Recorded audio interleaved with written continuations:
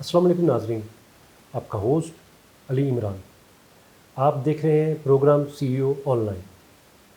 आज हमारे साथ मेहमान शख्सियत है वाइस चेयरमैन आबाद मोहम्मद ज़ीशान सदीकी साहब। मोहम्मद ज़ीशान सदीकी साहब से रियल एस्टेट के हवाले से कुछ बात करेंगे। मैशियत के हवाले से जो भी हालात हैं, जो दरपेश मसाइल हैं रियल एस्टेट में, उसके हवाले से बात करेंगे। अस्सलाम वालेकुम ज़ीशान साहब, प्रोग्राम में खुशामदीद। वालेकुम अस्सलाम। अच्छा ज़ीशान साहब, ये बताइएगा अभी जो हालात चल रहे हैं रियल एस्टेट के, मैशियत के, इसको आप किस तरह देखते हैं? बिस्मिल्लाहिर्रहमानिर्रहीम। पहले आपका बहुत शुक्रिया, आपने मुझे मौका दिया अपना मौक़िफ़ बयान करने का। रियल एस्टेट के हवाले से भी आजकल हालात वाक़ई ही बहुत तशवीशनाक हैं। कुछ इकोनॉमिकली स्टेबिलिटी नहीं है और कुछ गवर्नमेंट्स की तरफ से हमें कोई ऐसी सपोर्ट नहीं है। इस वजह से हमें अभी बहुत सर्वाइव करना पड़ रहा है। रियल एस्टेट बहुत अभी क्राइसिस में है और मैं अभी अपील ये करूँगा आपके तवज्जुह से गवर्नमेंट्स को कि इसके अंदर कोई भरपूर ताउन करें हमारे मेंबर्स का, हमारे इन्वेस्टर्स का, ताकि यहाँ एक अच्छा एक माहौल पैदा हो सके और हमारे जितने भी रियल एस्टेट के इन्वेस्टर हैं, जितने हमारे लोग हैं, वो इससे मुफ़ीद हो सकें। अच्छा, अभी एक ग्रुप आया था ओवरसीज़ से, जिसकी मीटिंग हुई, बड़ी मोहसिन शेखानी साहब की जो काविशें थी, जो मेहनत थी, वो इन्वेस्टमेंट करना चाह रहा है या काम करना चाह रहा है। तो उस हवाले से ज़रा लोगों को बताइएगा कि वो किस तरह काम करने चाह रहे हैं और उनके तहफ़्फ़ुज़ात क्या थे? जी, पहले तो एक बहुत अच्छी ये न्यूज़ है और वहाँ उन्होंने एतमाद हमारा शो किया है इस हवाले से कि बहुत सारे ऐसे हमारे ओवरसीज़ इन्वेस्टर हैं, ओवरसीज़ पाकिस्तानी हैं जो यहाँ इन्वेस्टमेंट करना चाहते हैं। कुछ ऐसे मौक़े, कुछ ऐसी अपॉर्चुनिटीज़ उनको यहाँ चाहिए और लॉ एंड ऑर्डर के हवाले से उनके खदशात थे इस हवाले से कि कुछ ऐसी पीसफुल एनवायरनमेंट में हमें जो है कोई ऐसी चीज़ हमें प्रोवाइड करें ताकि हम वहाँ बैठ के अपनी इन्वेस्टमेंट भी कर सकें और वहाँ जो है रिहाइश वगैरह के हवाले से काम भी कर सकें। तो इसमें हमें काफ़ी हद तक हमने उनको सैटिस्फ़ाई भी किया, काफ़ी हद तक उनको ये यकीन भी दिलाया है कि अगर ये करते हैं तो इसमें आबाद का जहाँ-जहाँ जो भी रोल होगा आबाद का या आबाद के मेंबर्स का, इस हवाले से तो उनको भरपूर किस्म का उनकी मदद भी की जाएगी, ताउन भी किया जाएगा और इस चीज़ को यकीन दिलाया जाएगा कि उनको किसी भी किस्म के हवाले से, चाहे वो लॉ एंड ऑर्डर हो, चाहे वो इकोनॉमिकल स्टेबिलिटी हो या किसी भी और तरीके से उनकी रिज़र्वेशन को दूर किया जाए और उनको हर लिहाज से उनके साथ जो है ना खड़े होके उनका सपोर्ट किया जाए उनको। अच्छा ज़ीशान साहब, आप क्या कहेंगे कि इन्वेस्टमेंट के हवाले से कि हुकूमत को क्या फ़ौरी इक़दामात करने चाहिए कि ताकि रियल एस्टेट में बेहतरी आ सके, लोग इन्वेस्टमेंट कर सकें, काम चल सके? सर मैं आपसे ये कहूँगा कि इसमें सबसे बड़ा जो फुक़दान है ना वो रेट ऑफ़ इंटरेस्ट के हवाले से है। रेट ऑफ़ इंटरेस्ट हमारा इतना इंक्रीज़ हुआ है जिसकी वजह से कोई भी हमारा इन्वेस्टर जो है ना वो इस सेक्टर के अंदर इन्वेस्ट करने से जो है ना गुरेज़ करता है। सबसे पहले मैं हुकूमत को यही अपील करूँगा, यही रिक्वेस्ट भी करूँगा कि रेट ऑफ़ इंटरेस्ट को जब तक वो नीचे नहीं लेके आएँगे या कम नहीं करेंगे, तो यहाँ कोई बेहतरी रियल एस्टेट के हवाले से नहीं हो सकेगी। हमारे इन्वेस्टर्स को हमारे जो है ऐसी ऐसी एनवायरनमेंट प्रोवाइड करनी पड़ेगी, जैसे कि मैंने आपको फिर बार-बार कह रहा हूँ कि लॉ एंड ऑर्डर के ऐसे हवाले से या इकोनॉमिकल स्टेबिलिटी जभी हो सकेगी जब उनको ये यकीन होगा कि हम जहाँ इन्वेस्ट कर रहे हैं वहाँ से हमें रिटर्न भी अच्छा मिल सके। और रियल एस्टेट बहुत अच्छा रिटर्न प्रोवाइड कर सकती थी, करती आई है बल्कि, तो जबकि ये रेट ऑफ इंटरेस्ट बढ़ने की वजह से इसके अंदर जो है ना इम्पैक्ट जो है ना नेगेटिव आ रहा है। तो मैं गुज़ारिश यही करूँगा कि सबसे पहले रेट ऑफ इंटरेस्ट कम किया जाए और इनको ऐसी एनवायरनमेंट और ऐसी पॉलिसीज़ जो है पॉलिसीज़ बनाने की ज़रूरत है कि ताकि जो लोअर मिडल क्लास के हमारे जो जितने फैमिलीज़ हैं उनको सपोर्ट करने की ज़रूरत है। लोन फाइनेंसिंग की ज़रूरत है, लोन फाइनेंसिंग उनको प्रोवाइड करनी चाहिए, ताकि अफोर्डेबल हाउसिंग स्कीम के अंदर हमने काफ़ी वर्क किया। अफोर्डेबल हाउसिंग स्कीम के अंदर हम चाह रहे हैं कि लोगों को फैसिलिटेट करें, तो वो जभी मुमकिन होगा जब हमारा रॉ मटेरियल जो है वो कम होगा, हमारे वहाँ टैक्सेस कम किए जाएँगे, हमें रेट ऑफ इंटरेस्ट से हमें थोड़ा-सा रिलीफ़ मिला जाएगा। इन सब चीज़ों को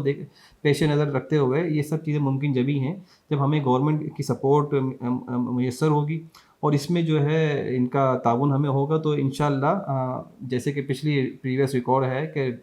रियल एस्टेट ने बहुत अच्छा वहाँ ग्रोथ अपनी दिखाई है और हम आगे भी यही कहेंगे कि इंशाअल्लाह फ्यूचर भी इसका बहुत ब्राइट है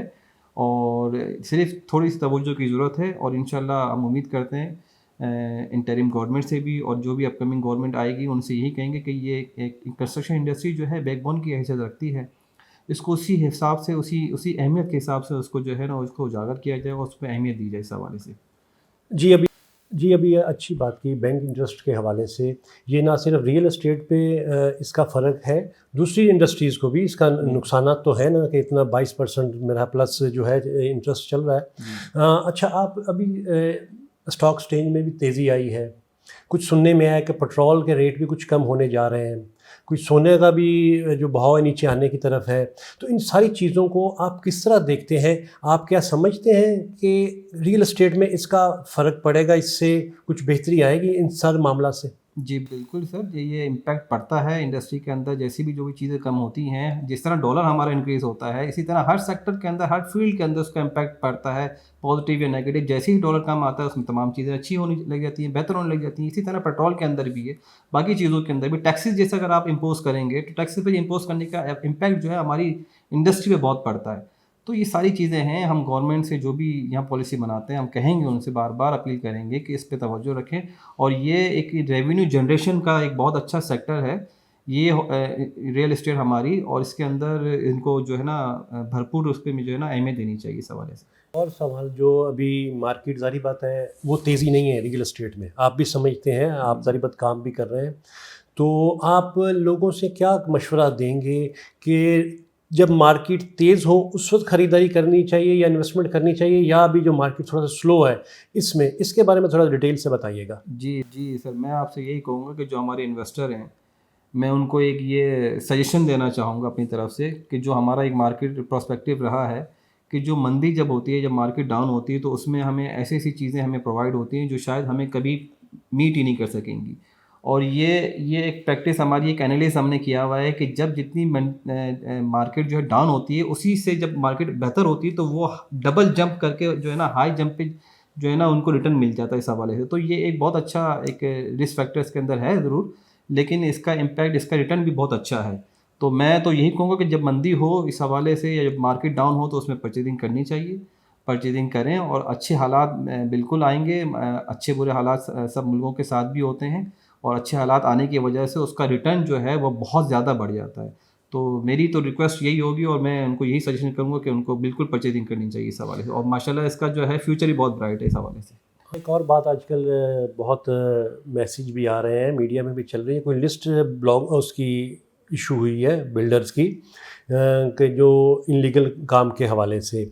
اس کے بارے میں آپ کیا کہیں گے؟ دیکھیں سر، میں آپ سے یہ کہوں گا کہ ہمارے جتنے بھی ممبر ہیں وہ کمرشلائز کام کرتے ہیں ساری چیزیں، اور یہاں ہماری ممبرشپ ہے تقریباً اوور 1400 ممبرس ہمارے ایکٹیو ہیں، ایکٹیولی رول کر لیں آل اوور دا پاکستان،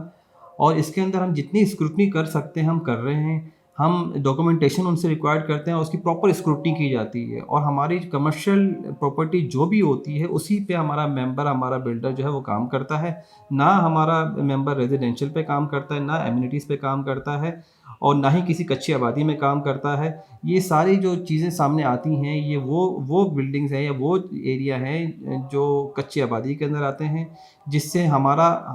جو ٹھیکیدار ہمارے کام کر رہے ہوتے ہیں، جس کا کوئی اپروول نہیں ہوتی، کوئی این او سیز نہیں ہوتی، ہم تو تقریباً اتنے اداروں کے ساتھ کام کرنے سے پہلے اپروول باقاعدہ طریقے سے لیتے ہیں، اس سے پہلے این او سیز ہم جو بھی ریکوائرڈ ہوتی ہیں 17 18 20 این او سیز ہیں وہ لیتے ہیں، تمام اپنی لیگل فارمیلٹیز پوری کرنے کے بعد ہی اس کو جو ہے نا ہم بنانا شروع کرتے ہیں۔ اور یہ جو حادثہ، یہ جو بھی معاملات ہوتے ہیں، میں کوشش یہ کروں گا اور آپ کے توسط سے یہ بھی اپنے ہمارے ویورز کو یہ بتاؤں گا کہ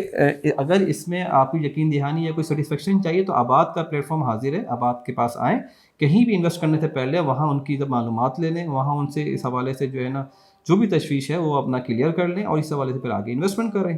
تو یہ سب جبھی حادثات ہوتے ہیں جو یہ ہماری جو کچی آبادی کے اندر اللیگل کام کر رہے ہیں، ٹھیکیدار ہیں، باقی ساری چیزیں ہیں وہ کام کرتے ہیں، اس کا سامنا پھر ہمارے انفارچونیٹلی اینڈ یوزر کو ہوتا ہے، اور اس کا امپیکٹ ہم پہ بھی آتا ہے، باقی جگہوں پہ بھی جاتا ہے۔ تو یہ تھوڑا سا اس کو میک شیور کروائیں۔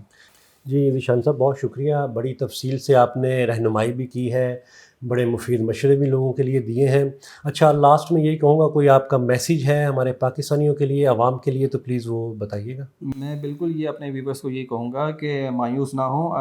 اندھیرے کے بعد پھر اجالا ہی ہوتا ہے، اور انشاءاللہ ہماری ریوائول ہے، ہماری جو ابھی چل رہی ہے ریوائول ہے انڈسٹری، ہماری کنسٹرکشن انڈسٹری، اور آگے آنے والے وقتوں میں اچھی کی طرف جائے گی انشاءاللہ. اور باقی جو انٹرم گورنمنٹ اور جو باقی جو بھی پالیسیز بنا رہے ہیں، ہم ان کے ساتھ 1 to 1 B2B سیشن بھی ہو رہے ہیں، تو ان کی اچھی پالیسیز پر ہم جو ہے اس کو خراج تحسین بھی پیش کرتے ہیں، اور ہم امید کرتے ہیں کہ انشاءاللہ آنے والے حالاتوں میں اور بہتری اس کے اندر آئے گی. اور اس میں میں کہوں گا کہ اس کے اندر انویسٹ بھی کریں، ابھی موقع بہت اچھا ہے، انویسٹمنٹ کریں، اور انشاءاللہ آپ کو ریٹرن بھی اس میں اچھا ملے گا. بہت شکریہ. محمد ذیشان صدیقی صاحب، بہت شکریہ، آپ نے مصروفیت سے ٹائم دیا ہمیں. اچھا ناظرین، علی عمران اور تمام ٹیم کو اجازت دیں. جلد حاضر ہوں گے نئے پروگرام، نئے عنوان اور نئے مہمان کے ساتھ. اللہ حافظ. پاکستان زندہ باد.